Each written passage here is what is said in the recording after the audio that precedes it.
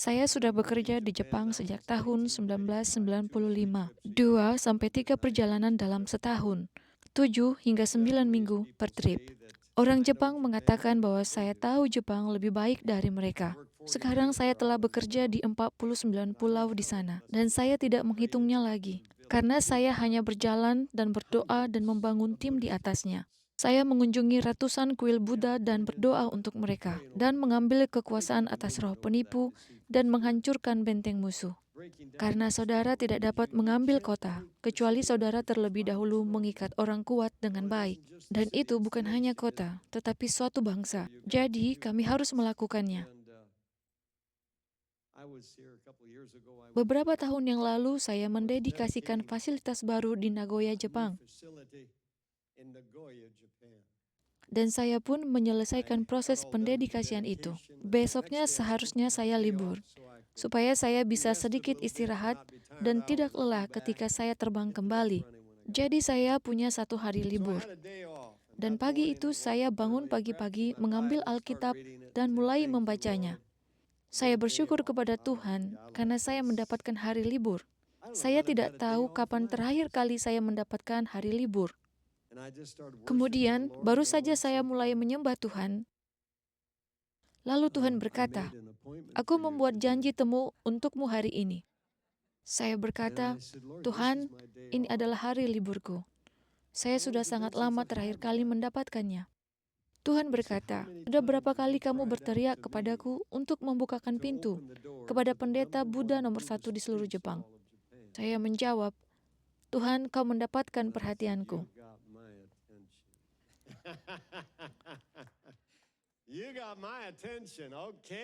Baiklah, saya punya 1 hari, tetapi Tuhan dapat memilikinya. Saya harus terbang besok pagi. Tuhan berkata, "Apakah kamu ingin pergi dan bertemu dengan pendeta Buddha itu?" Lalu saya menjawab, "Aku menyukainya, Tuhan, tapi saya tidak tahu di mana dia berada. Keberadaannya adalah rahasia besar di seluruh Jepang." Tuhan berkata, "Dia berada di depan hotelmu, di kuil yang ada di ujung jalan itu." Lalu aku menjawab, "Baik Tuhan, aku akan pergi." Tuhan berkata, "Bawa penerjemahmu bersamamu, karena aku ingin dia menjadi saksimu." Kemudian saya mengangkat telepon dan menelepon penerjemah Akira Mori. Dia telah menjadi penerjemahku selama sekitar 8 tahun. Saya berkata, "Saudara Akira, apakah kamu ingin bertugas hari ini?" Dan dia menjawab, "Tidak, karena hari ini adalah hari liburmu, Henry." Lalu saya menjawabnya, "Aku baru saja menyerahkannya. Maukah kamu pergi bersamaku untuk bertemu dengan pendeta Buddha nomor 1 di seluruh Jepang?" Dia berkata, "Kita tidak tahu di mana dia. Aku tidak bisa membantumu dengan ini." Dan saya berkata, "Kamu tidak perlu. Saya tidak bertanya apakah kamu ingin membantuku. Saya bertanya apakah kamu ingin pergi denganku. Di depan hotelku ke arah kanan.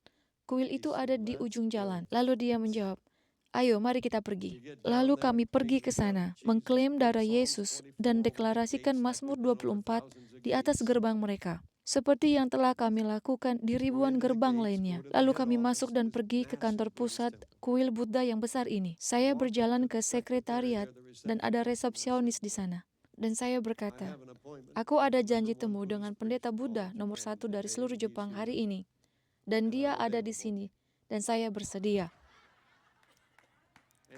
Resepsionis itu menjawab, "Kamu tidak bisa." Saya jawab, "Ya, saya bisa." Dan dia berkata, "Kamu tidak bisa. Pendeta itu masih dalam waktu pengasingan selama beberapa hari, dan dia tidak akan bertemu siapapun. Tidak ada yang akan melihatnya. Bahkan pemimpin politik pun tidak. Jadi, kamu tidak akan bertemu dengannya." Lalu saya menjawab, "Baik, saya punya banyak waktu." Dan saya berjalan menjauh dari meja dan mulai bernyanyi.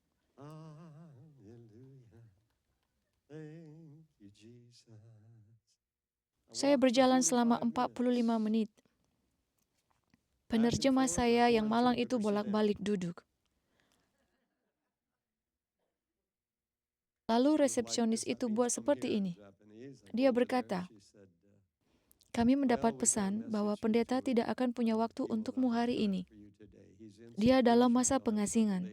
Kalau begitu, Apa saya bisa bertemu pendeta Buddha nomor 2? Oh, dia sangat sibuk juga, katanya. Saya berkata, tidak apa-apa, saya punya banyak waktu. Tetapi penerjemah saya selalu memperhatikan jam. Saya tidak memperhatikan jam tangan saya. Dan kemudian saya melihat resepsionis gerakan tangan seperti ini lagi. Dan berkata, kami baru saja menghubungi pendeta nomor 2. Dia juga tidak punya waktu untuk bertemu hari ini.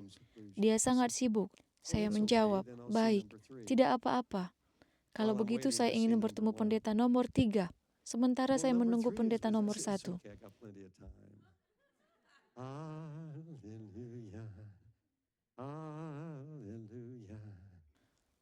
Lalu saya mendengar suara dari belakangku. Saudara tahu Alkitab berkata, dan telingamu akan mendengar perkataan ini dari belakangmu.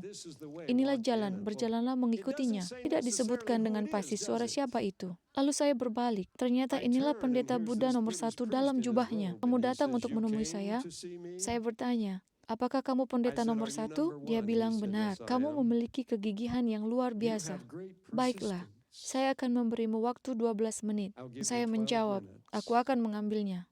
Terima kasih banyak. Lalu dia datang dan melepas sepatunya. Saya sudah melepas sepatu sebelumnya, karena saya berjalan sambil berdoa di tanah suci itu. Kita masuk dan duduk. Lalu 3 jam kemudian, saya tidak melakukannya. Pendeta itu terus berkata, beritahu saya yang lain. Beritahu saya lebih banyak lagi. Dia terus mengajukan pertanyaan. Sepertinya dia lupa akan waktunya. Lalu kita makan siang, dia memesannya. Dan akhirnya dia bertanya, apakah kamu ingin melakukan tur ke kuil Buddha? Saya jawab, tentu. Mari ikut saya. Apakah mereka ikut? Ya, tapi akan ada tempat di mana mereka harus berhenti.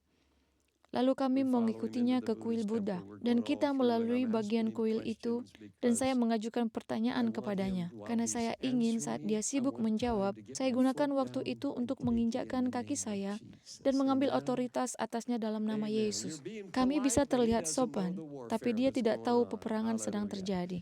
Firman Tuhan berkata, setiap tempat yang akan diinjak oleh telapak kakimu, kuberikan kepada kamu. Dan saya tidak keberatan melepaskan sepatu saya di masjid atau di kuil Buddha. Itu tidak mengganggu saya sedikit pun. Itu hanya membuat kontak yang lebih intim. Lalu dia menyuruh penerjemah saya berdiri di samping. Pendeta nomor 2 dan nomor 3 berdiri di luar di atas batu-batu kerikil bersama semua orang, dan mereka membungkuk. Dan dia membawaku berkeliling ke belakang patung Buddha yang besar dan berkata, sekarang kamu lihat di mana aku sekarang berdiri? Saya jawab, ya. Lalu dia bergeser 2 langkah seperti ini dan berkata, sekarang aku ingin kamu meletakkan kakimu tepat di tempat kakiku. Kemudian dia bertanya, apakah kamu tahu di mana kamu berdiri sekarang? Aku berada tepat di belakang patung Buddha, jawabku. Hanya pendeta nomor 1 di seluruh Jepang yang boleh berdiri di tempatmu berdiri sekarang. Tetapi kamu adalah imam yang lebih tinggi daripada aku.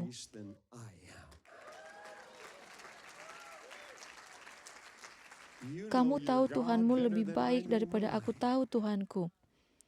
Kamu berbicara tentang Tuhanmu seolah dia hidup.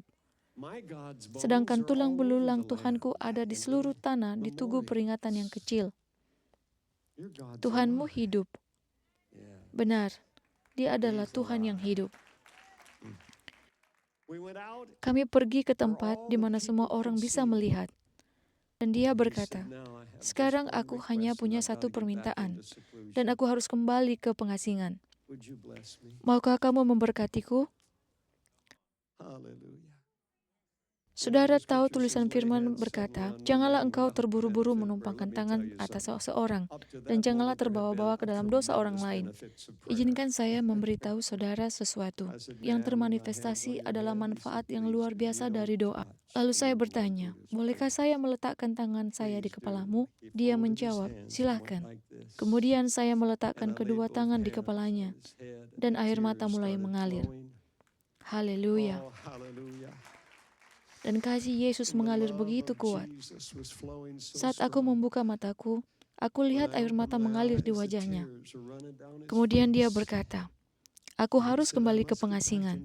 Maukah kamu datang menemuiku lagi? Saya menjawab, kamu mungkin tidak percaya bahwa saya meminta Yesus setiap hari agar saya bisa datang menemuimu. Terima kasih untuk datang. Terima kasih untuk keteguhanmu.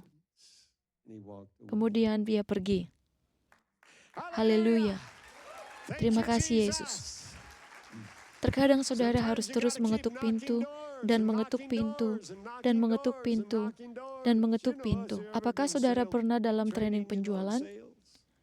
Saudara tidak akan bisa membuat penjualan jika saudara tidak terus mengetuk pintu. Satu kali, penjual penyedot debu mengajari saya. Mereka berkata bahwa jika saya tidak mengetuk setidaknya 10 pintu sehari, saya tidak memiliki kesempatan untuk menjual penyedot debu. Berapa banyak pintu yang telah saudara ketuk?